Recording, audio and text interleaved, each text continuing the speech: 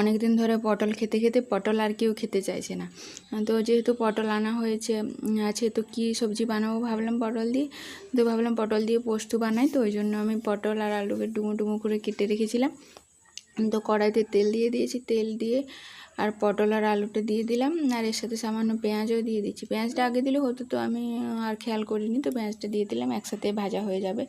এবার পটল আর আলুগুলো বেশ অনেকক্ষণ ধরে ভাজবো লাল লাল করে, যাতে পটলটা পুরো ভাজা হয়ে যায়, কাঁচা না থাকে, আর আলুটাও যাতে হাফ সেদ্ধ হয়ে যায়। এবার যখন সে এরকমভাবে ভাজা হয়ে যাবে, তার মধ্যে সামান্য জল দিয়ে দেবো যাতে সেদ্ধ হয়ে যায় সম্পূর্ণ।